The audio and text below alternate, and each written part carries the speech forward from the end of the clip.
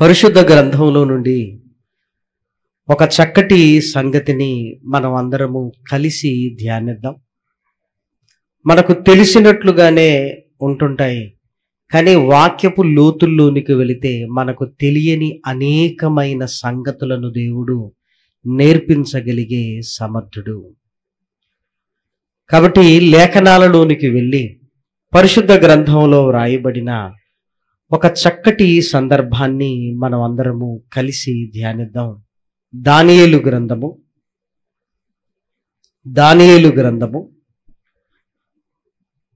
6వ అధ్యాయము.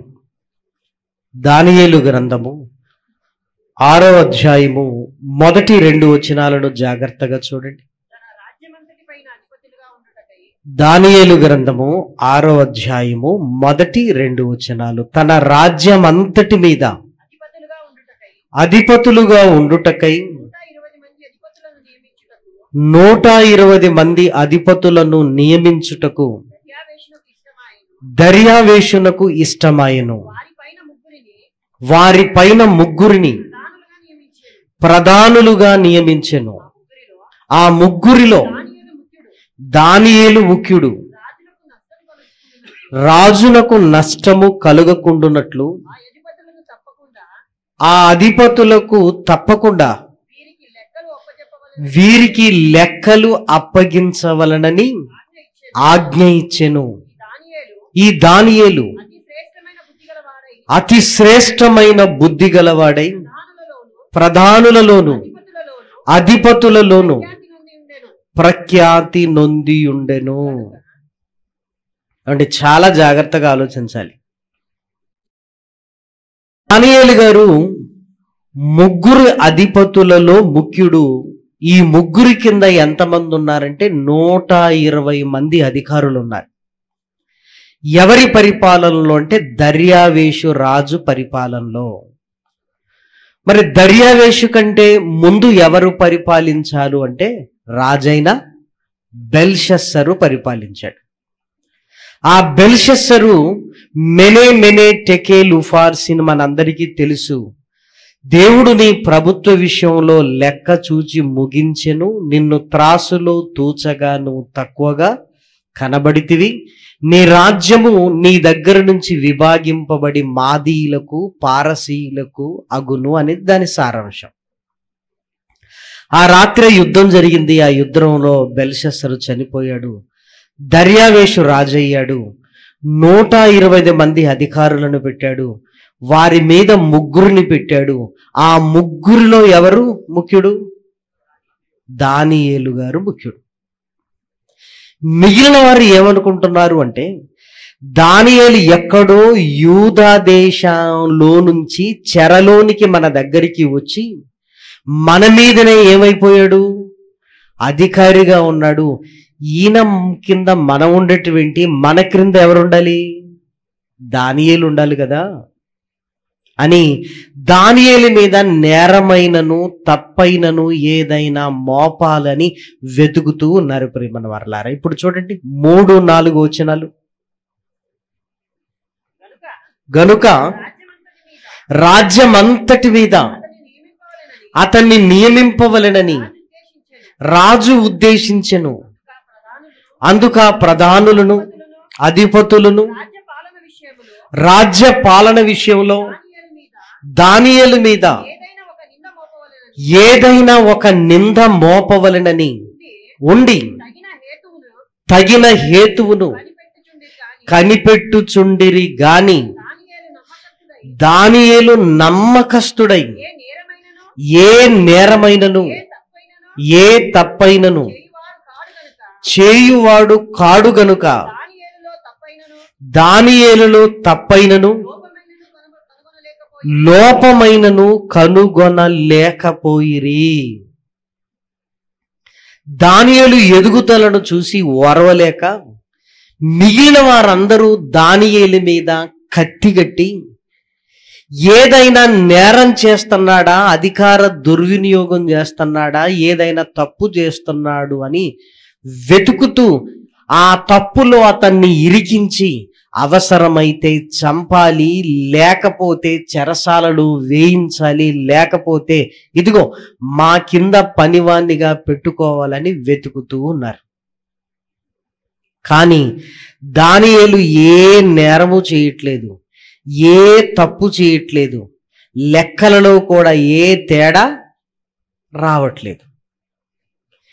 ఏం చేద్దాం అని బాగా ఆలోచించి అసలు దానియేలు ఉదయం నుంచి రాత్రి పడుకునేంత వరకు ఏం చేస్తాడో ఒక్కసారి గమనించండి, ఎంక్వైరీ చేయండి అన్నారు. దానియేలు జీవితంలో 3 సార్లు ముమ్మారు ప్రార్థన చేసుకునే అలవాటు దానియేలుకుంది. మనం దేవుని విషయంలో తప్ప దానియేలును ఏ విషయంలో తప్పు పట్ట లేము. కాబట్టి మీరు ఆలోచించండి, ఆయన అయితే రోజుకు 3 సార్లు ప్రార్థన చేస్తున్నాడు. ఇదంతా మనందరికీ తెలుసు. మనకు తెలియంది ఇప్పుడు నేను ప్రశ్న వేస్తాను, మీరు ఆలోచించండి. అసలు దానియేలు రోజుకు 3 సార్లు దేని గురించి ప్రార్థన చేస్తున్నాడు? ప్రార్థన చేస్తున్నాడన్న సంగతి అందరికీ తెలుసు. ఎప్పటి నుంచి తెలుసు? దానియేలు ప్రార్థన మానలేదు, సింహాల బోనుకు వెళ్ళాడు, సింహములు ఏ హాని చెయ్యకుండా మరలా బయటికి వచ్చాడన్న సంగతి ఇప్పుడు తెలుసా మనకి? చిన్నప్పటి నుంచే తెలుసు. కానీ తెలియంది ఏంటో తెలుసా? ప్రార్థన చేస్తున్నాడన్న సంగతి తెలుసు, కానీ దేనికోసం ప్రార్థన చేస్తున్నాడో ఇప్పుడు మనం ఆలోచించాలి. రెండవది, ప్రార్థన చేయకూడదన్న చట్టం ఎందుకు చేశారు? ప్రార్థన చెయ్యకూడదన్న చట్టాన్ని ఎందుకు చేశారు? చట్టం చేశారా లేదా? చేశారు. రాజా, ఏ మానవుడు ఏ దేవుని దగ్గర 30 దినముల వరకు విజ్ఞాపన చెయ్యకూడదు మీ దగ్గర తప్ప. ఒకవేళ ఈ శాసనాన్ని మీరిన వాడు సింహముల బోనులో పడవేయబడతాడు. అసలు ఈ చట్టం ఎందుకు చేశారు? ఈ చట్టం చెయ్యటం వెనకాల కారణాలు ఏమైనా ఉన్నాయా? మూడో విషయం, దానియేలు సింహాల బోనులోనికి వెళ్ళినప్పుడు బాగా టెన్షన్ పడాల్సింది ఎవరు చెప్పండి? ఎవరు టెన్షన్ పడాలి? గట్టిగా చెప్పండి. ఎవరు? దానియేలు కుటుంబంలో ఎవరైనా ఉంటే వాళ్ళు టెన్షన్ పడాలి. యాక్సిడెంట్ అయింది అనుకోండి మన కుటుంబ సభ్యులకు, ఇంటి పక్కో టెన్షన్ పడడు, వామ్మో ఏడ్చుకుంటూ వెళ్ళిపోతాం ప్రేమను వారలారా. మరి దానియేలు సింహాల బోనులోకి వెళ్తే టెన్షన్ పడాల్సింది కుటుంబ సభ్యులు అయితే ఎవరు బాగా టెన్షన్ పడుతున్నారో తెలుసా? రాజు. రాజుకి ఎందుకు టెన్షన్? రాజుకి ఎందుకని టెన్షన్? అసలు ఎంత టెన్షన్ పడుతున్నాడో తెలుసా? సాయంకాలం వరకు విడిపించడానికి ట్రై చేశాడు, తర్వాత ఇంటికి వెళ్ళాడు, నాట్య కార్యక్రమాలన్నీ రద్దు చేశాడు, ఉపవాసం ఉన్నాడు. ఎవరు? రాజు. ఎవరి కోసం? దానియేలు కోసం. ఆ రాత్రి ఆయన నిద్రపోలేదు, నిద్ర పట్టలేదు. తెల్లవారుజామున అందరికంటే ముందు సింహాల బోనుకు వెళ్ళింది ఎవరు? ఈయనకేంటండి అసలు కదా? ఇప్పుడు ఒక 3 ప్రశ్నలు వేశాను, ఒకటి మొదటి చెప్పండి.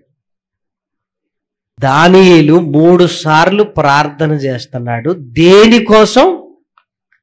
అసలు ఆ ప్రార్థనలో ఆయన ఏం చేస్తున్నాడు? దేనికోసం ఆయన ప్రార్థన చేస్తున్నాడు? నెంబర్ 2 ఏంటి? రాజు దగ్గరనే మనవి చెయ్యాలన్న చట్టం ఎందుకు చెయ్యబడింది? నెంబర్ 3 ఏంటి? దానియేలు సింహాల బోనులోనికి వెళితే ఎక్కువగా టెన్షన్ పడింది ఎవరు? రాజు. అసలు రాజు ఎందుకు టెన్షన్ పడుతున్నాడు? ఇప్పుడు ఈ 3 ప్రశ్నలు లేఖనాలలోనికి వెళ్ళి చూద్దాం. ఇవన్నీ మీరు మైండ్లో పెట్టుకోవాలి. దేవుని సన్నిధిలో మనం కూర్చున్నామంటే తండ్రి, ఈరోజు బలమైన సంగతులు నేను నేర్చుకోవాలన్న పట్టుదలతో కూర్చోవాలి. పట్టుదలతో.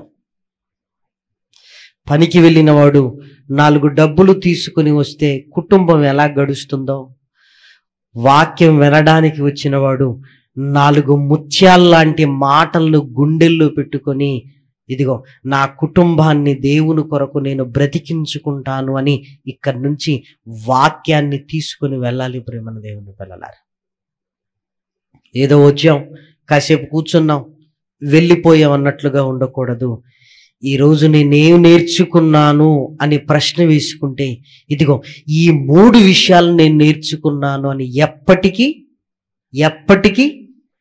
మన హృదయం అనే పలకల మీద ఉండిపోవాలి ప్రేమను వారలారా కదా. ఎందుకంటే దేవుడు మనల్ని ప్రేమించి ఈ మాటలను ఇక్కడికి తీసుకుని వచ్చాడు. కాబట్టి వాటిని మనం ఉపయోగించుకోవాలి. దేవుడు నాతో ఏం మాట్లాడబోతున్నాడో, నా కొరకే దేవుడు ఈ సభలను పెట్టిస్తున్నాడు, నా కొరకే ఈ తరగతులను పెట్టిస్తున్నాడు, నా కొరకే ఈ తరగతులను పెట్టిస్తున్నాడు అని దేవుని వాక్యాన్ని ఇదిగో బలముగా నేర్చుకోవడానికి మనం ప్రయత్నం చేయాలి ప్రేమను వారలారా. ఇప్పుడు మొదటి ఈ విషయాన్ని మనం చూద్దాం. దానియేలు 6వ అధ్యాయము. దానియేలు 6వ అధ్యాయము. దయచేసి చూడండి 11, 12 వచనాలు. ఆ మనుషులు గుంపు కూడి వచ్చి దానియేలు తన దేవునికి ప్రార్థన చేయుటయు ఆయనను బ్రతిమిలాడుకొనుటయు చూచి, దానియేలు ప్రార్థన చేస్తున్నాడు, బ్రతిమిలాడుకుంటున్నాడు. ఆ పై వచనాన్ని కూడా చూడండి, 10వ వచనం. ఇట్టి శాసనము సంతకము చేయబడినని దానియేలు తెలుసుకొనినను అతడు తన ఇంటికి వెళ్ళి యథాప్రకారముగా అనుదినము 3 మోకాలుని తన ఇంటి పైగది కిటికీలు యెరూషలేము తట్టుకు తెరవబడి ఉండగా తన దేవునికి ప్రార్థన చేయుచు ఆయనను స్తుతించుచు వచ్చెను. ప్రతిరోజు 3 సార్లు ప్రార్థన చేస్తున్నాడు. ఇప్పుడు మనం తెలుసుకోబోయేది ఏంటంటే, ఈ 3 సార్లు దేని కొరకు ప్రార్థన చేస్తున్నాడు అని మనం ధ్యానించబోతున్నాం. రెండో విషయాన్ని మరలా లేఖనాలలో మనం చూడగలిగితే 6, 7 వచనాలను చూడండి. కాబట్టి ఆ ప్రధానులను అధిపతులను రాజునొద్దకు సందడిగా కూడి వచ్చి ఇట్లనిరి, రాజగు దర్యావేషు చిరంజీవి అయ్యుందువుగాక, రాజ్యపు ప్రధానులను సేనాధిపతులను అధిపతులు మంత్రులు సంస్థానాధిపతులు అందరూ కూడి రాజు ఒక ఖండితమైన చట్టము స్థిరపరిచి దానిని శాసనముగా చాటింపజేయునట్లు యోచన చేసిరి. ఈ చట్టం చేయించడానికి ఒకరు వచ్చారా? ఎంతమంది వచ్చారు చూడండి. రాజ్యపు ప్రధానులు, సేనాధిపతులు, అధిపతులు, మంత్రులు, సంస్థానాధిపతులు ఎంతమంది సందడిగా వచ్చారు. అసలు ఎందుకు చేయబడింది ఈ చట్టం? మూడవది, పాపం రాజు పరిస్థితి ఎలా ఉందో మీరు చూడండి. రాజు పరిస్థితి ఆ క్రింది వచనాలలో వ్రాయబడిన మాట 6వ అధ్యాయంలో వ్రాయబడిన మాట చూడండి. 14. రాజు ఈ మాట విని బహుగా వ్యాకులపడి దానియేలును రక్షింపవలనని తన మనస్సులో దృఢము చేసుకుని సూర్యాస్తమయము వరకు అతన్ని విడిపించుటకు ప్రయత్నము చేసెను. నెక్స్ట్ తర్వాత 18. అంతటా రాజు తన నగరునకు వెళ్ళి ఆ రాత్రి అంతా ఉపవాసముండి నాట్య వాయిద్యములను జరుగనీయలేదు. అతనికి నిద్ర పట్టకపోయెను. తెల్లవారుజామున రాజు వేగిరమే లేచి సింహముల గుహ దగ్గరకు త్వరపడి పోయెను. ఈయన నిద్రపోగటం ఏంటి, ఈయన విడిపించాలని ప్రయత్నం చేయటం ఏంటి, తెల్లవారుజామున ఈయన వెళ్ళటం ఏంటి, అసలు ఏం జరుగుతుంది ఈ 6వ అధ్యాయంలో? ఒక్కసారి జ్ఞాపకం చేసుకుందాం. నెంబర్ 1 ఏంటి?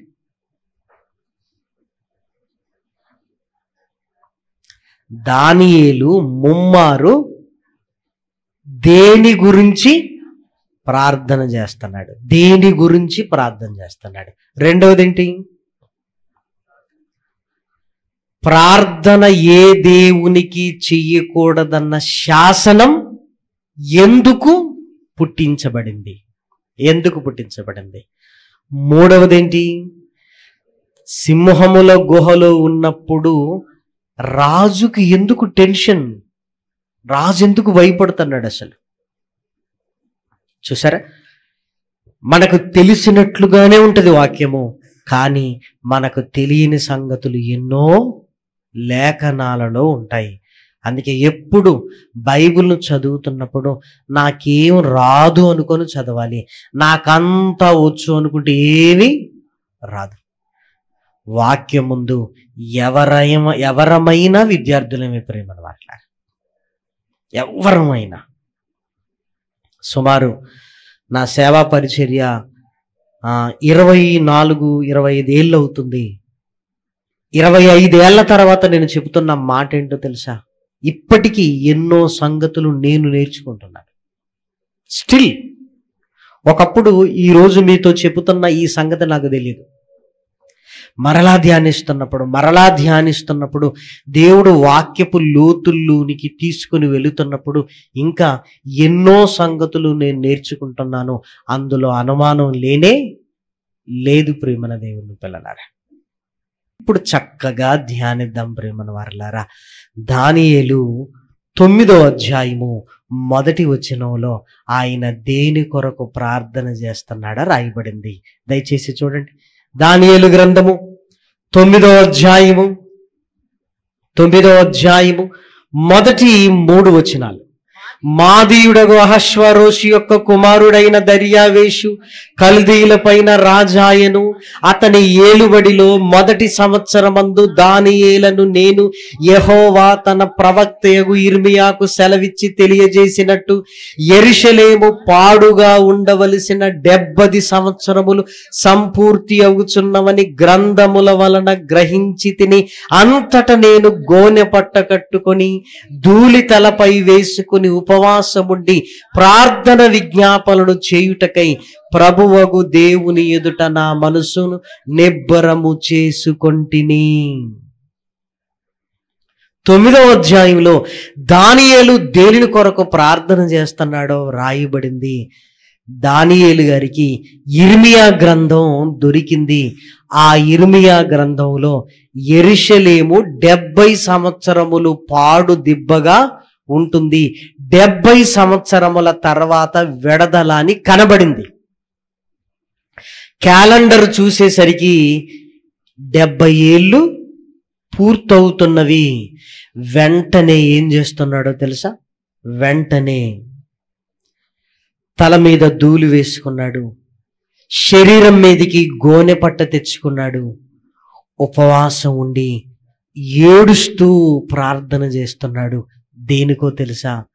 తండ్రి, పరాయి దేశంలో మేము ఉన్నాం, మాకు విడుదల కలిగించి మరలా ఏ దేశానికి తీసుకుని వెళ్ళు, మమ్మల్ని మరలా మా దేశానికి తీసుకుని వెళ్ళు. ఇశ్రాయేలీయులది ఏ దేశం? యూదయా దేశం. ఎక్కడికి చెరలోనికి వచ్చారు? బబులోను రాజు ఏం చేశాడు? చెరలోనికి తీసుకుని వచ్చాడు. బబులోను రాజు చనిపోయిన తర్వాత అతని కొడుకు బెల్షస్సరు రాజు అయ్యాడు.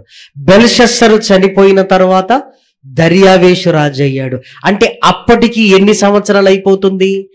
70 సంవత్సరాలు అయిపోతుంది. అంటే దానియేలు ప్రతిరోజు ముమ్మారు దేవుణ్ణి బ్రతిమిలాడుకుంటుంది. దేనికోసమో తెలుసా? నాయనా, నీ పిల్లలమైన మేము పరాయి దేశంలో ఇదిగో చెరలో ఉన్నాము, మాకు విడుదల కలిగించి ఎక్కడికి తీసుకుని వెళ్ళు? మరలా మా దేశానికి తీసుకొని వెళ్ళు. ఇక్కడ మందిరం లేకపోవటం వల్ల గదిలో మేము ప్రార్థన చేసుకుంటున్నామయ్యా. నిజమైన మందిరం ఎక్కడుంది? యెరూషలేములో ఉంది అని కిటికీలు ఎక్కడ ఓపెన్ చేశాడు? యెరూషలేము తట్టుకు. నాయన, మమ్మల్ని అక్కడికి తీసుకుని వెళితే నీ మందిరాన్ని తిరిగి కట్టుకుని నీ మందిరంలో మేమందరము నిన్ను ఆరాధిస్తామయ్యా. ఇదిగో ఇంకా ఎంతకాలము చెరలో ఉండాలి? ఏమంటే దానియేలు బ్రహ్మాండంగా ఉన్నాడు, కానీ యూదుల పరిస్థితి ఏంటో తెలుసా? స్త్రీలు అంతఃపురాలలో ఆ దర్యావేషు పారసిక దర్యావేషు కాలాలలో ప్రేమన వారలారా ఇళ్లల్లో పనికత్తెలుగా ఉన్నారు. ఇదిగో పురుషులు పొలాలలో పని చేస్తున్నారు. అంతేకాదు యవనస్తులు వాళ్ళ కొరకు భవనాలను కడుతున్నారు. అంటే ఇశ్రాయేలీలందరూ కట్టు బానిసలుగా ఉన్నారు.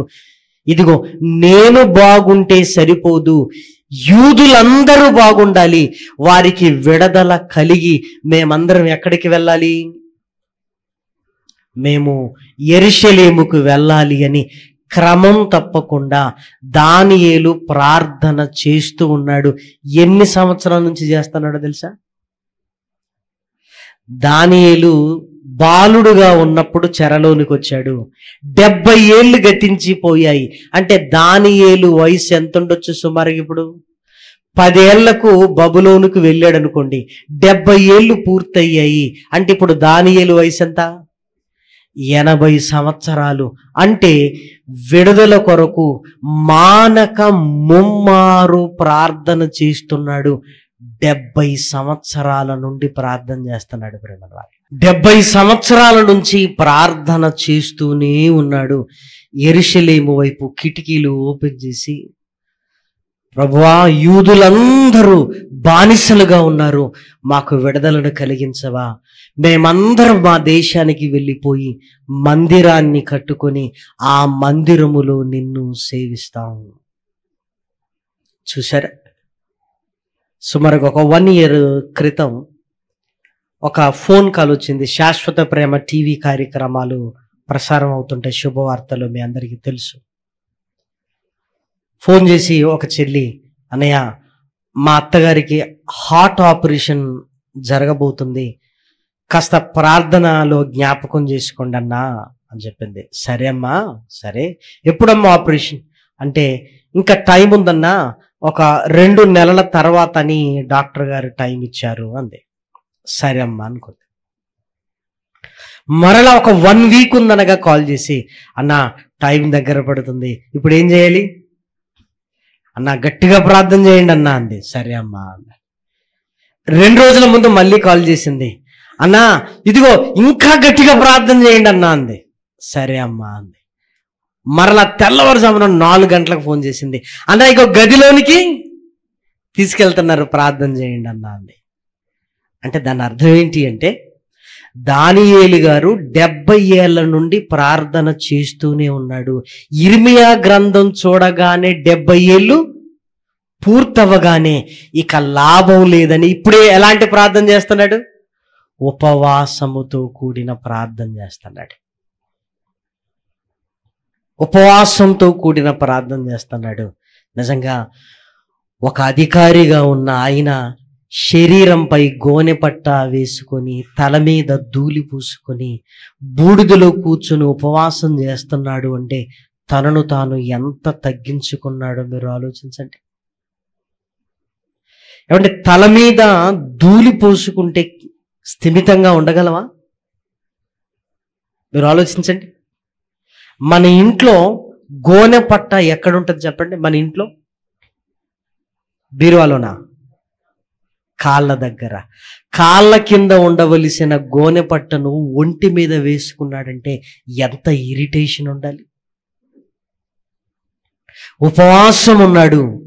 దేవా మాకు విడుదల కావాలయ్యా, మాకు విడుదల కావాలి. దేవుణ్ణి నిందించట్లేదు, మేము తప్పు చేశాం, నువ్వు మమ్మల్ని చెదరగొట్టావు, ఇదిగో మా తప్పును ఒప్పుకుంటున్నావు, 70 ఏళ్ల తర్వాత మాకు విడుదలని గ్రంథంలో నువ్వు రాశావు కదా అయ్యా నెరవేర్చు అని ఎంతగా తన తప్పును ఒప్పుకుంటూ విడుదల కొరకు ప్రార్థన చేస్తున్నాడు. కింది వచనాలలో చూడండి, 5వ వచనం, 4వ వచనం నుంచి, నేను నా దేవుడైన యెహోవా ఎదుట ప్రార్థన చేసి ఒప్పుకొనున్నదేమనగా, ప్రభువా మహత్యము కలిగిన భీకరుడవగు దేవా, నీ ఆజ్ఞలను అనుసరించి నడుచుకుని వారి ఎడల నీ నిబంధనను నీ కృపను జ్ఞాపకము చేయువాడా, మేమైతే నీ దాసులకు ప్రవక్తలు నీ నామమును బట్టి మా రాజులకును మా అధిపతులకును మా పితరులకును యూదయా దేశ జనులందరికీ చెప్పిన మాటలను ఆలకింపక నీ ఆజ్ఞలను నీ విధులను అనుసరించుట మాని పాపులమును దుష్టులమునై చెడుతనమునందు ప్రవర్తించుచు తిరుగుబాటు చేసిన వారము. ప్రభువా నీవే నీతిమంతుడవు, మేమైతే సిగ్గుచేత ముఖ వికారం పొందిన వారము. మేము మీ మీద తిరుగుబాటు చేసితిమి, దానిని బట్టి నీవు సకల దేశములకు మమ్మను తరిమితివి. ఇదిగో మమ్మల్ని తరిమావు, మేము ఒప్పుకుంటున్నాం, నువ్వు అన్నట్లుగా 70 ఏళ్ల కాలం పూర్తయింది, మమ్మల్ని మరలా ఎక్కడికి తీసుకొని పో, యూదయా దేశానికి తీసుకొని పో, యూదయా దేశానికి తీసుకొని పో. ఏమంటే ఒక విషయాన్ని గురించి 70 సంవత్సరాలు ప్రార్థన చేస్తున్నాడు అంటే మామూలు విషయమా? మీరు ఆలోచించండి. ఏదైనా ఒక విషయాన్ని గురించి ఏమంటే ఒక 2 ఏళ్ళు అవుతుందండి నేను ప్రార్థనలో పెట్టి అనేది ఏమైనా ఉందో చెప్పండి. గట్టిగా వారం చేస్తామండి, వారం తర్వాత ఏమనుకుంటా, దేవునికి అన్నీ తెలుసులేండి అనుకుంటున్నారు కదా. పోనీ నెల చేస్తామండి, నెల చేసి తర్వాత ఏమనుకుంటాం, ఏం కాదులే ఏం కాదులే. దానియేలు జీవితంలో 70 సంవత్సరాల ప్రార్థన ఉన్నది ప్రేమన వాళ్ళ. అందుకే వాళ్ళు భక్తులు గొప్పవాళ్ళుగా ఎందుకున్నారు అంటే వాళ్ళ జీవితంలో భక్తి అనేది ఉంటుంది ప్రేమన వాళ్ళ. గబగబా వెళుతున్నాడు, బ్రతిమిలాడుకుంటున్నాడు. బ్రతిమిలాడుకోవటం అంటే ఏంటి? బ్రతిమిలాడుకోవటం అంటే ఏంటి? మనకు డబ్బులు అవసరమైనవి అనుకోండి, ఎవరికైనా ఫోన్ చేసి హలో 1000 కొట్టు అని ఫోన్ పెట్టేస్తావా? 1000 కొట్టు అంటే దగ్గరుంటే నిన్ను నన్ను కొడతాడు వాడు, నీకు అడిగే విధానం కూడా రాదు అని. ఎలా అడుగుతాం చెప్పండి? హలో బాగున్నారా? బాగున్నాం. భోంచేశారా? భోంచేశాం. ఆరోగ్యం ఎలా ఉంది మీకు? బాగుంది. పిల్లలు ఎలా ఉన్నారు? వర్షాలు ఏమన్నా కురుస్తున్నాయా అని ఇవన్నీ అయిపోతాయి. ఏం లేదు, అడగాలో అడగొద్దో తెలియదు, దయచేసి నువ్వే నాకు చెయ్యాలి అనగానే ఏం చేయాలో చెప్పరా అంటే మళ్ళీ నువ్వేమనుకోవద్దు, అనుకోలేరా చెప్పరా, ఒక 1000 రూపాయలు ఇంటి మళ్ళీ ఇస్తాను సరేలేరా. చూసారా, బ్రతిమిలాడుకోవటం. ఇంకా బాగా అర్థం కావాలి అంటే మనం రైల్వే స్టేషన్లో బస్ స్టాండ్లో ఉన్నప్పుడు బిచ్చగాడు వచ్చాడు అనుకోండి, నిన్ను డబ్బులు అడుగుతుంటాడు. ఎలా అడుగుతుంటాడు ఒక్కసారి జ్ఞాపకం తెచ్చుకోండి. ఎలా అడుగుతుంటాడు? తీ అంటాడా? బ్రతిమలాడుతుంటాడు, చేతులు కట్టుకుంటాడు, తలకాయ కిందికి వేసుకుంటాడు, కడుపు చూపిస్తుంటాడు, ఆకలి అవుతుంది అంటుంటాడు, కాళ్ళ మీద పడటానికి వస్తుంటాడు, సార్ సార్ అంటాడు, ప్లీజ్ సార్ అంటాడు. అది బ్రతిమలాడుకోవటం. 10 రూపాయల కొరకే 5 రూపాయల కొరకే వాడు అంత బతిమలాడుతుంటే మన జీవితంలో దేవుడు చేయాల్సినవి 5 రూపాయలు 10 రూపాయలంతా కాదు, గొప్ప గొప్పవి. మరి నువ్వు నేను ఎంత బ్రతిమలాడుకోవాలి? దానియేలు ప్రతిరోజు మోకరిస్తున్నాడు, బ్రతిమిలాడుకుంటున్నాడు. అయ్యా మాకు విడుదల కలిగించవా, వెళుతాం, మందిరాన్ని కట్టుకుంటాం. 70 ఏళ్ళు అయిందయ్యా ఇక్కడికి వచ్చి. ఇదిగో మా స్త్రీలు ఇంట్లో పని మనుషులుగా ఉన్నారు, మా పురుషులు పొలాలలో పని చేస్తున్నారు, మా యవనస్తులు ఇదిగో పట్టణాలను కడుతున్నారు. ఇదిగో కుటుంబాలుగా మేము కలిసి లేవయ్యా, దయచేయవా. ఒక్కసారి ఇదిగో మేము తప్పు చేశామని పాపాలను ఒప్పుకుంటున్నాడు. అలానే దానియేలు తప్పు చేశాడని కాదు, తన వారి తప్పులను ఏం చేస్తున్నాడు, తన మీద వేసుకుని ఒప్పుకుంటున్నాడు. మాకు మరలా విడుదల కలిగించవా, విడుదల కలిగించవా, విడుదల కలిగించవా, విడుదల కలిగించవా. ప్రాధేయపడుతున్నాడు, బ్రతిమిలాడుకుంటున్నాడు. ఇలా బ్రతిమిలాడుకుంటూ 70 ఏళ్ల జీవితాన్ని గడిచిపెట్టారు. ఒకరోజు ఇర్మియా గ్రంథంలో చూసేసరికి 70 ఏళ్ల తర్వాత విడుదల అనేసరికి ఇంకా బలముగా ప్రార్థన చెయ్యాలని ఉపవాస ప్రార్థనలోనికి వెళ్ళాడు. ప్రేమలారా, ఏమంటే ప్రార్థన బలమైనది. ప్రార్థన కంటే బలమైనది కన్నీటి ప్రార్థన. కన్నీటి ప్రార్థన కంటే బలమైంది ఉపవాసముతో కూడిన కన్నీటి ప్రార్థన. ప్రేమలారా, ఇక బలమైన ప్రార్థనలోనికి వెళ్ళాడు. దానియేలు దేని కొరకు ప్రార్థన చేస్తున్నాడంటే యూదుల విడుదల కొరకు ప్రార్థన చేస్తున్నాడు. మరలా మేము వెళతాం, మందిరాన్ని కట్టుకుంటాం, మందిరములో నిన్ను సేవించగలిగే భాగ్యాన్ని నాకు అనుగ్రహించు అని, మందిరము కట్టబడాలి అని. ఏమండి 70 ఏళ్ల ప్రార్థన జీవితం అండి దానియేలు గారిది. ఇప్పుడు చెప్పండి, మానవంటే మాంతాడా? నిన్న మొన్న స్టార్ట్ చేస్తే మానేస్తాడు. కానీ ఎప్పటి నుంచి? 70 ఏళ్ల నుంచి ప్రార్థన చేస్తున్నప్పుడు మానవంటే మాంతాడా? మాననుగాక మానడు. ప్రేమను వారలారా, మొదటి విషయం మనకు అర్థమైపోయింది.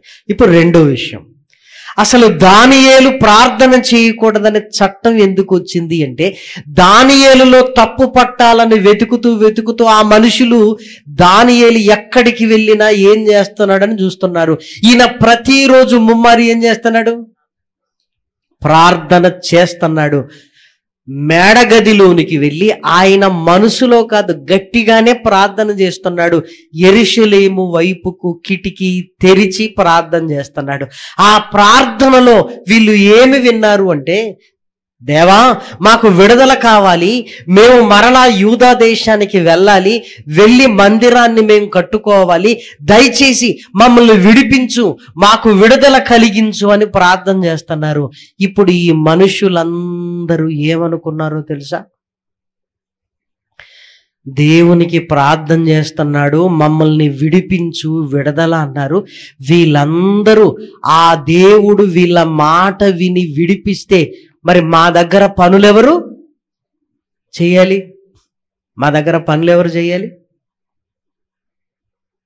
ఇప్పటి వరకు బానిసలుగా ఉన్నారు కదా, వీళ్ళందరూ వెళ్ళిపోతే మాకెవరు పని చేసి పెడతారు? అంతేకాదు, మాకు విడుదల కలిగించాలి అంటున్నాడు అంటే యూదులందరూ కలిసి యుద్ధానికి ఏమైనా మా మీదికి వస్తారా? ఎందుకు? రాజ్యము నుంచి విడుదల కావాలంటే ఏం జరగాలి? యుద్ధం. అంటే పరాయి దేశస్తులతో కలిసి మా మీదికే యుద్ధానికి ఏమైనా వీళ్ళు వస్తారా అని ఈ ప్రార్థనను వాళ్ళు విన్నప్పుడు వాళ్ళకి అలా అర్థమైంది. ప్రేమను వారలారా, ఇంకా మీకు బాగా అర్థం కావాలంటే ఒక ఎగ్జాంపుల్ చెప్తాను. ఒకరోజు ఒక గృహ కూడిక జరుగుతున్నప్పుడు ఇంటి పక్క వాళ్ళు అసలు ఇక గృహ కూడిక పెట్టొద్దు, ఏంటి ఈ సౌండ్, ఈ పాటలు, ఈ గోల ఇక్కడ పెట్టొద్దు అంటున్నారు. ఈ ఇంటి వాళ్ళు వెళ్ళి, అమ్మా ఒక్క గంట చిన్నగా సౌండ్ పెట్టుకుంటాం, మీకు ఇబ్బంది కలిగించమంటే పెట్టొద్దు అంటున్నారు. అసలు పెట్టడానికి వీలు లేనే లేదు. వీళ్ళందరూ బాధపడుతున్నారు. అయ్యో దేవుని కోసం మా ఇంట్లో పెట్టుకుంటే వీళ్ళకేంటి, అని కాస్త కోపగించుకుంటున్నారు. కానీ ఎందుకు పెట్టొద్దంటున్నారో అని జాగ్రత్తగా మీరు ఆలోచించగలిగితే ఆ రోజు కాకుండా నెమ్మదిగా తర్వాత మనం వెళ్ళి కూర్చోబెట్టి, నిజం చెప్పమ్మా, మొన్న ప్రేయర్ ఎందుకు వద్దన్నావు, నిజం చెప్పు, ఏం కాదు పెట్టం కానీ ఏం కాదు చెప్పమ్మా అన్నారు అనుకోండి. అప్పుడు నెమ్మదిగా ఆమె ఏం చెప్తుందో తెలుసా?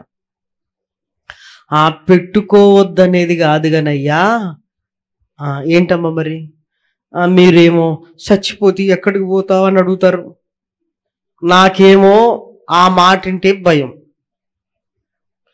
మేము సావుల గురించి అసలు మాట్లాడుకోం. మీరు పొద్దున్న లేచిన దగ్గర నుంచి మాట్లాడేదేంటి? చావు. మీరు ప్రేయర్ పెట్టుకుని వెళ్ళిపోతారు, మరి ఇక్కడ నేను నిద్రపోవద్దా? ఇది రైటే కదా? లోకంలో ఉన్న వాళ్ళు ఇంట్లో చావు అంటే ఆ మాట ఎందుకు మాట్లాడుతున్నావురా? మరి మన ప్రసంగాలలో ఏది ఉంటుంది చెప్పండి? ఇప్పుడు సావు లేని ప్రసంగం ఉందా మంది? లేదు. అసలు మన విశ్వాసం ఏంటి? చనిపోతే తిరిగి విశ్వాసంలోనే సావుంది. మీరు ఆ మాటలు మాట్లాడుతుంటే మరి మాకెట్లుంటుందయ్యా? ఇది నిజమే అనిపించింది ప్రేమను మాట్లాడారా? ఇది నిజమే. వాళ్ళ బాధ అది, మన మీద కోపం ఏమీ కాదు. ఇక ఇంటి పక్కోడు కాస్త దేశభక్తుడై ఉన్నాడు అనుకోండి, మన మాటలు ఎలా ఉంటాయి? మనది ఈ దేశం కాదు, పరలోకం మన దేశం అనగానే వాడికి ఏం కనెక్ట్ అవుతుంది? భారతదేశంలో పుట్టి ఈ దేశం వీళ్ళు కాదంటున్నారు. ప్రార్థన లేదైనా తీసేయండి, అందరు అమెరికా పోటీ. వాడికి అది అర్థమైంది. మన ఉద్దేశం, మన దేశం ఇది కాదనేది కాదు, మన ఆత్మ పరలోకం నుంచి వచ్చింది, దాని దేశం ఏది? పరలోకం. ఈ మట్టి శరీరం ఈ దేశంలోనే పుట్టింది, కానీ మన దేశం ఇది కాదు అన్నది. భారతదేశం మనది కాదు, ఈ ప్రపంచమే మనది కాదు. ఆత్మ పరలోకము నుంచి వచ్చింది, పరలోకానికి వెళుతుంది. బైబిల్లో ఉంది కదా, మన పౌరస్థితి ఎక్కడుంది? పరలోకమందుంది. వారు ఏ దేశము నుంచి వచ్చిరో ఆ దేశమును జ్ఞాపకం అందుంచుకొని ఎడల మరలా ఈ దేశభక్తుడికి ఏం కనెక్ట్ అయింది? చూసారా? ఈ దేశంలో పుట్టి, ఈ దేశం గాలి పీల్చుకుంటూ, ఈ దేశం మట్టి తీసుకుని తింటూ, ఇదిగో మన భారతదేశంలో పథకాలు తీసుకుంటూ దేశం కాదట అంటారు. ఒరే నాయనా, ఆత్మ పరలోకం నుంచి వచ్చింది, అక్కడికి వెళుతుంది, ఇది మన ఉద్దేశం. ఇది వాడికి అర్థము కాదు. అర్థమయ్యేంత వినడు. పరిస్థితి ఇదండి.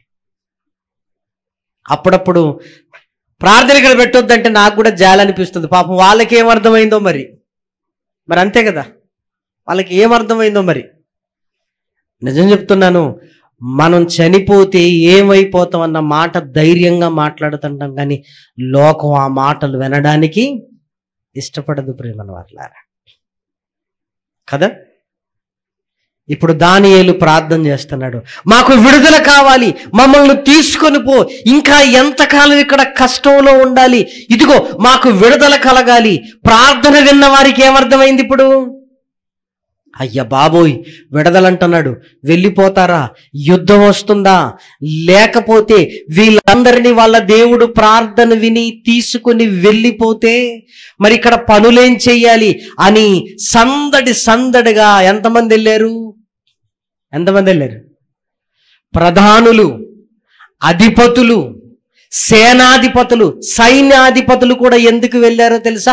ఏదో యుద్ధం వస్తుందేమో అని సైన్యాధిపతులు కూడా వెళ్ళారు. ఇదిగో మంత్రులు, సంస్థానాధిపతులు వెళ్ళి కూర్చున్నారు. నువ్వేమో అనుకుంటున్నావు ఆయన దేవునికి ప్రార్థన చేస్తున్నాడు, ఏదో జరుగుతుంది, వాళ్ళందరూ వెళ్ళిపోతే పనులు ఎవరు చేస్తారు? ఒకవేళ యుద్ధం వస్తుందేమో, రాజా నువ్వు తప్పనిసరిగా చట్టము చెయ్యాలి.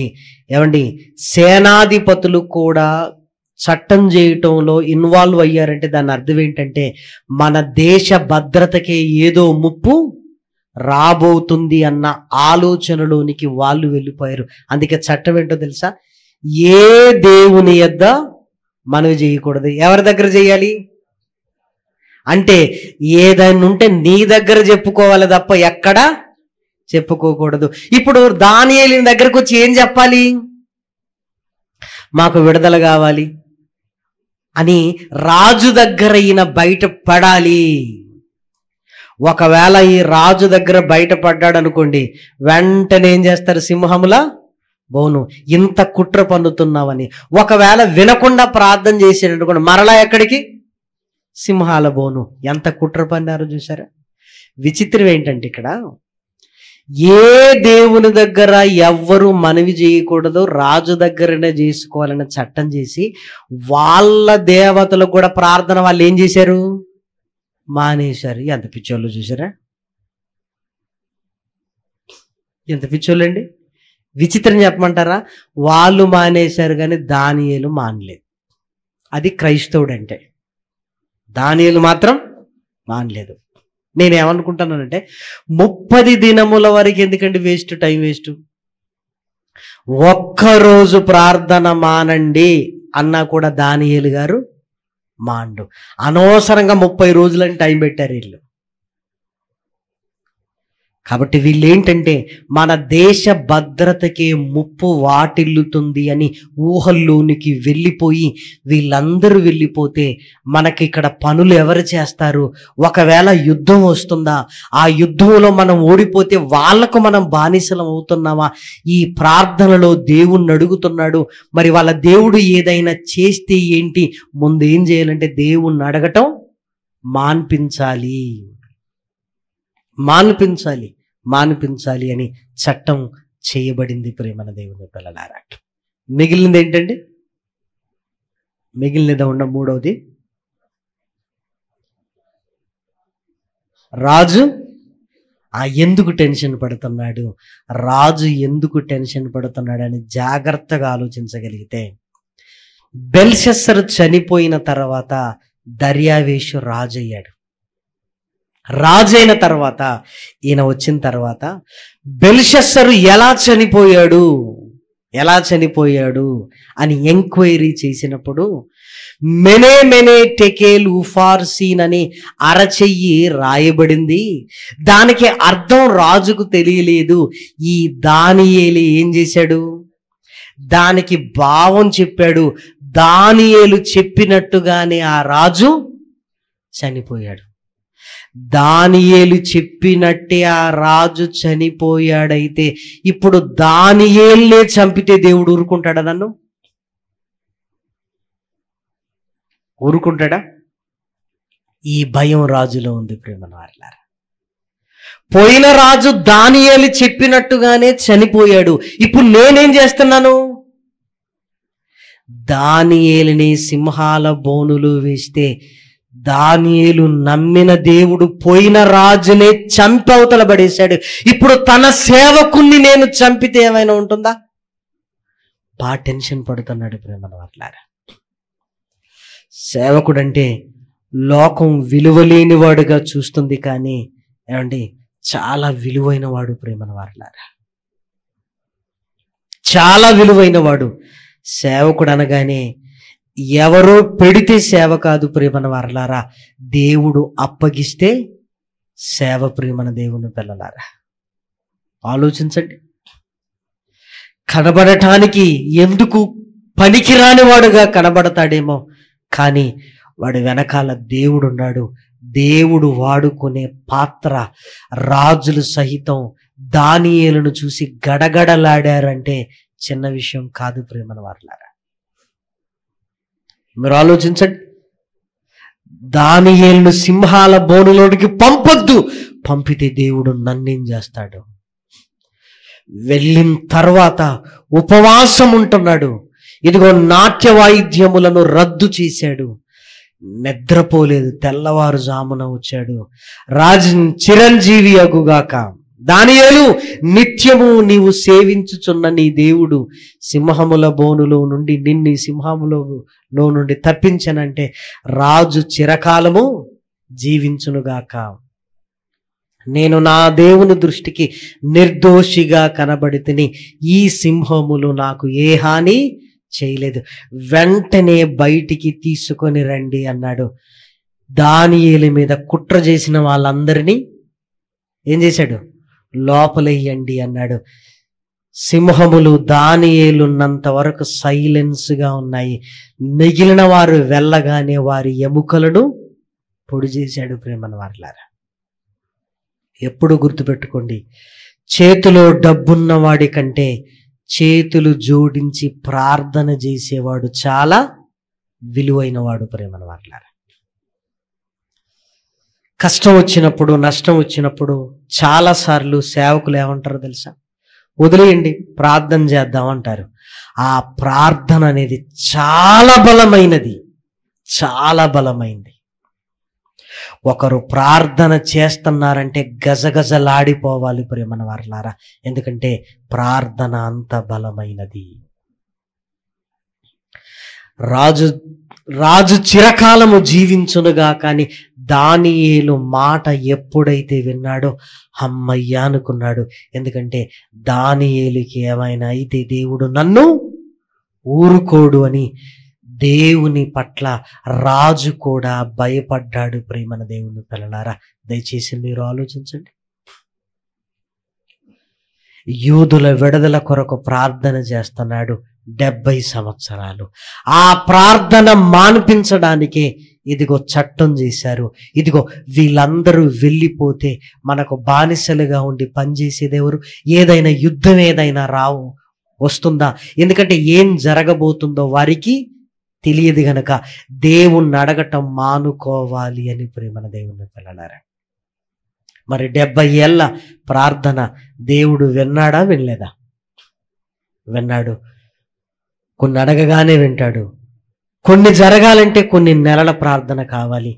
కొన్ని జరగాలి అంటే కొన్ని సంవత్సరాల ప్రార్థన కావాలి. కొన్ని సంవత్సరాల ప్రార్థన కావాలి. కొన్ని సంవత్సరాల ప్రార్థన. కాబట్టి ఆలోచించండి, ఎప్పుడు ప్రార్థన చేయుట యందు విసకడానికి వీలు లేదు ప్రేమన దేవుని పిల్లలారా. మరి దానియేలు ప్రార్థన దేవుడు ఎక్కడ విన్నాడో చివరి మాట చూసి ముగించేసుకుందాం. ఎజ్రా గ్రంథము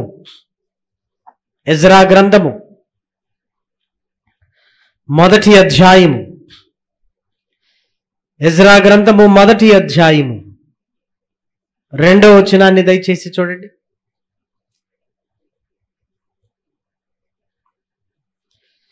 పరిశుద్ధ గ్రంథంలో వ్రాయబడిన చక్కటి మాట ప్రేమన దేవుని పిల్లలారా. ఎజ్రా గ్రంథము మొదటి అధ్యాయము 2వ వచనం. పారసీక దేశపు రాజైన కోరేషు ఆజ్ఞాపించినది ఏమనగా, ఆకాశ మందలి దేవుడైన యెహోవా లోకమందున్న సకల జనములను నా వశము చేసి యూదా దేశమందున్న యెరూషలేములో తనకు మందిరమును కట్టించుమని నాకు ఆజ్ఞ ఇచ్చి ఉన్నాడు. కావున మీలో ఎవరు ఆయన జనులై ఉన్నారో వారు యూదా దేశమందున్న యెరూషలేమునకు బయలుదేరి యెరూషలేములోని దేవుని మందిరమును అనగా ఇశ్రాయేలీల దేవుడైన యెహోవాకు మందిరమును కట్టవలెను. వారి దేవుడు వారికి తోడై ఉండుగాక. దానియేలు ప్రార్థన విన్నాడు.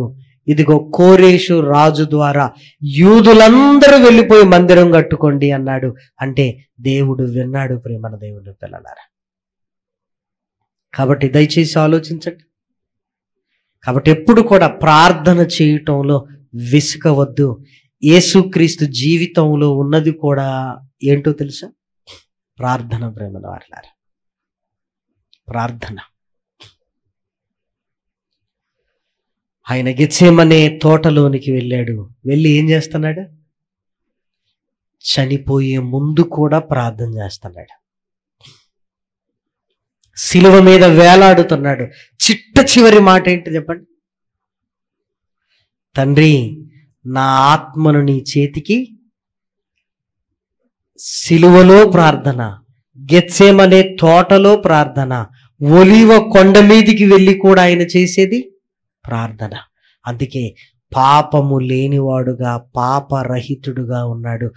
మనం పాపములో పడిపోతున్నామంటే దాని అర్థం ఏంటంటే మన ప్రార్థనా జీవితం సరిగా లేదు. ప్రార్థన శక్తి కలిగినది. ఆ శక్తి పాపములో పడకుండా నిన్ను కాపాడగలిగేది. మరి పాపములో పడిపోతున్నాం బాప్తీసం తీసుకున్న తర్వాత అంటే ఇదిగో నీ ప్రార్థనా జీవితం సరిగా లేదు. ఏమండి, నేను ప్రార్థన చేసుకుంటున్నానంటే నీ జీవితంలో కన్నీటి ప్రార్థన ఉందా? లేదంటే కన్నీటి ప్రార్థన నేను చేస్తున్నానంటే ఉపవాసముతో కూడిన కన్నీటి ప్రార్థన ఉందా నీ జీవితంలో? లేదు. ప్రార్థన లేనివాడు బలహీనుడుగానే ఉంటాడు. ప్రేమన వారలారా,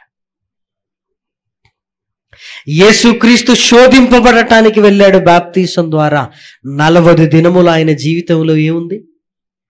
ఉపవాస ప్రార్థన. ప్రేమన దేవుని పిల్లలారా, అందుకే ఆయన బలంగా ఉన్నాడు. ప్రేమన వారలారా, మనం ఎందుకు పడిపోతున్నాం? మాటికి బూతులు వచ్చేస్తున్నాయి. ఇంకా ధనాపేక్ష మనలో ఉంది, ఇంకా స్వార్థం ఉన్నది మనలో, ఇంకా పొరుగువారిని ప్రేమించలేని స్థితిలో నావాడు కాదు అని రకరకాల గొడవలతో మన హృదయాలు ఉన్నాయి. ఎవరు నీవాడు, ఎవరు నీవాడు కాదు, శత్రువుల్ని ప్రేమించమన్న వాక్యము ఇదిగో నీ హృదయాన్ని కదిలించలేకపోతుందంటే నీ ప్రార్థనా జీవితం సరిగా లేదు అని దాని అర్థం. ప్రేమన దేవుని పిల్లలారా, ప్రార్థనా జీవితం సరిగా లేని వాడికి వాక్యం ఏం అర్థమవుతుంది చెప్పండి? వాక్యం అర్థం కావాలి అంటే పరిశుద్ధాత్మ సహాయం మనకు ఉండాలి. పరిశుద్ధాత్ముడు ఎప్పుడు నీకు సహాయం చేస్తాడో తెలుసా? పాపము లేకుండా నువ్వు బతికేటప్పుడు. అందుకే చూడండి, వాక్యం అందరికీ అర్థం కాదు ప్రియమైన దేవుని పిల్లలారా. ఎందుకు అర్థం అంటే పరిశుద్ధాత్ముడు సహాయం చెయ్యడు. ఎందుకంటే పాపముతో కూర్చున్నప్పుడు ఏమర్థం అవుతుంది వాక్యం? మీరు ఆలోచించండి. పరిశుద్ధాత్ముడు వాక్యపు లోతుల్లోనికి తీసుకుని వెళతాడు ప్రియమైన వారలారా. ఇంకా పాపమే మానుకోకుండా మనం కూర్చున్నప్పుడు పరిశుద్ధాత్ముడు ప్రభావవంతంగా మన మీద పని చెయ్యడు ప్రియమైన వారలారా. పాపాన్ని ఒప్పించడానికే సరిపోతుంది. ఇక వాక్యపు లోతుల్లోనికి నిన్ను తీసుకుని వెళ్ళే స్థితి ఉండదు. ప్రార్థన శక్తి లేకుండా, వాక్యపు శక్తి లేకుండా పాపము చేయకుండా బ్రతకటం అనేది అసాధ్యం ప్రియమైన దేవుని పిల్లలారా, అసాధ్యం. కాబట్టి క్రైస్తవ జీవితం అంటే ఇదిగో జీవన మరణ సంఘర్షణ. దేవుని కొరకు నిలబడగలిగే స్థితి మనకు రావాలి ప్రేమన దేవుని పిల్లలారా.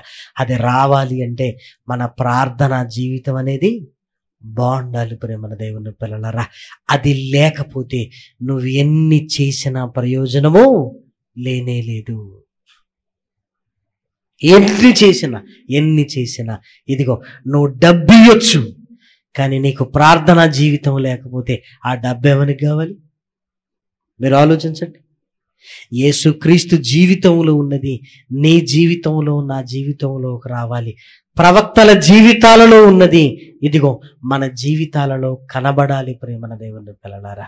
అందుకే ఇదిగో ఆ ప్రార్థనా జీవితం సరిగా లేకపోతే ఇదిగో మనము ప్రియమైన దేవుని పిల్లలారా విశ్వాస జీవితంలో స్థిరులుగా ఉండలేం ప్రియమైన వారలారా. కాబట్టి దయచేసి ఆలోచించండి, ఎలా ఉంది మీ ప్రార్థనా జీవితం? మీ సమస్యలను దేవుని దగ్గర మొరపెడుతున్నారా? నమ్మకాన్ని, విశ్వాసాన్ని కలిగి ఉంటున్నారా? కన్నీటి ప్రార్థన మీరు చేయగలుగుతున్నారా? మీరు ఆలోచించండి, కన్నీటి ప్రార్థన మీరు చేయగలుగుతున్నారా? ఉపవాసంతో ఒకరోజు తండ్రి పాదాలు పట్టుకున్నట్లుగా ప్రార్థన చేయగలుగుతున్నారా? దానియేలు యూదుల కొరకు ప్రార్థన చేస్తున్నాడు. తాను బానే ఉన్నాడు మంచి ఉద్యోగంలో, నాకెందుకులే అనుకోలేదు ప్రేమన వారలారా. మనం కూడా అనేక మంది రక్షణకు దూరంగా ఉన్నప్పుడు వారి గురించి భారాన్ని నువ్వేమైనా కలిగి ఉన్నావా? నీ ప్రార్థనలో ఇదిగో అనేకులు రక్షణలోనికి రావాలి అన్న ఏమంటే అంశం ఏమైనా పెట్టుకుంటున్నావా? అసలు మన కొరకు మనమే ప్రార్థన చేసుకోవటం లేదంటే ఇక లోకం కోసం ఏం ప్రార్థన చేస్తాం చెప్పండి? అలా ఉండకూడదు ప్రేమన వారలారా. దేవుడి మాటలను మన హృదయానికి దగ్గర చేస్తున్నాడు. ఎందుకు? ఇదిగో మన ప్రార్థనా జీవితాన్ని ఆయన బలపరచాలని కోరుకుంటున్నాడు. ప్రేమన వారలారా, ఖాళీ సమయం దొరకగానే ఇదిగో గదిలోనికి వెళ్ళాలి, తలుపు వేసుకోవాలి, మోకరించి ఆయనకు మొరపెట్టగలిగే వారుగా మనం ఉండాలి. ప్రేమన వారలారా, నీకేదైనా అవసరం వచ్చింది, చేతులు చాచేవాడుగా కాదు, గదిలోనికి వెళ్ళి చేతులు జోడించేవాడుగా ఉండాలి. దేవా ఇదిగో బలపరుచు నాయన, బలపరుచు నాయన, బలపరుచు నాయన.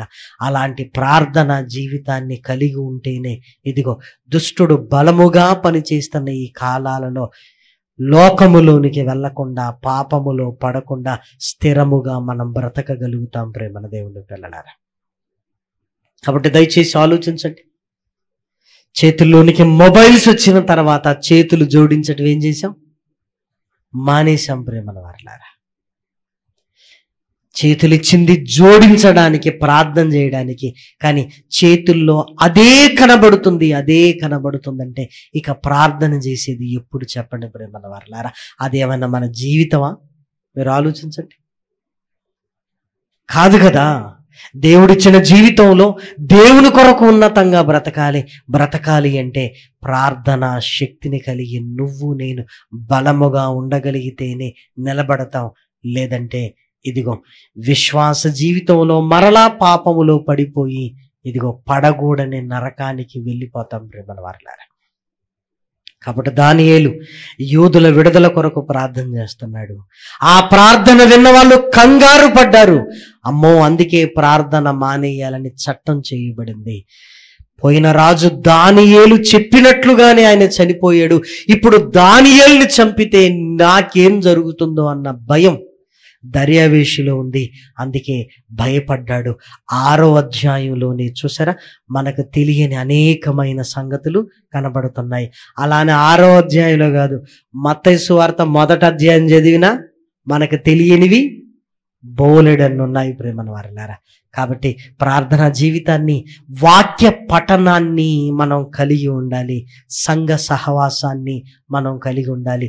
దానియేలు మందిరం కూలిపోయింది, ఈ గదిలో నేను ప్రార్థన చేసుకుంటున్నాను, అక్కడికి వెళితే మందిరంలో ప్రార్థన చేసుకునేవాణ్ణి అని మందిరాన్ని గురించి ఆలోచిస్తున్నాడు.